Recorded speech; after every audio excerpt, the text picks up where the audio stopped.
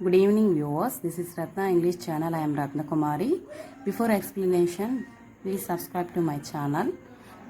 ఈ రోజు వచ్చేసరికి స్పోకెన్ ఇంగ్లీష్ క్లాసెస్ అనేది ఫస్ట్ క్లాస్ అయిపోయింది. ఇది సెకండ్ క్లాసు. సో ఇందులో వచ్చేసరికి కొన్ని తెలుగు సెంటెన్స్ ఉంటాయి కదా, వాక్యాలని ఇంగ్లీష్లో ఎలా ట్రాన్స్లేట్ చేయాలనేది ఎక్స్ప్లెయిన్ చేయడం అనేది జరుగుతుంది. నాకు తెలిసినంత వరకు, నాకు చూసినంత వరకు, నాకు అర్థమైనంత వరకు, ఇవే కాదు మాకు అర్థమైనంత వరకు, మేము చూసినంత వరకు, అలా కొన్ని ఎగ్జాంపుల్స్ ఉంటాయి కదా, వాటిని ఎలా ఒక సింపుల్ ఫ్రేజ్తో మనం ఈ ట్రాన్స్లేట్ చేయడం అనేది జరుగుతుంది. హ్యాస్ ఫర్ హ్యాస్ అనే ఫ్రేజ్తో ట్రాన్స్లేట్ చేయవచ్చు. ఇక్కడ చూసేసరికి హ్యాస్ ఫర్ హ్యాస్ అనే ఫ్రేజ్ ప్రకారం సబ్జెక్ట్ ప్రొనౌన్స్ ఉంటాయి కదమ్మా. ఏమేంటంటే అటువంటి ప్రొనౌన్స్ ఏమిటి? ఐ, ఉయ్, యూ, దే ఏది యూజ్ చేసేసరికి మనకు దాని తర్వాత వచ్చే వర్బ్ని మనము ప్రజెంట్ టెన్స్లో కానీ పాస్ట్ టెన్స్లో కానీ యూజ్ చేసుకుంటే సరిపోతూ ఉంటుంది.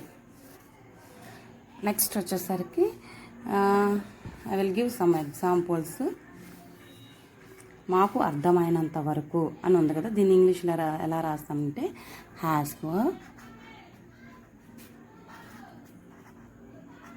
for has we understand.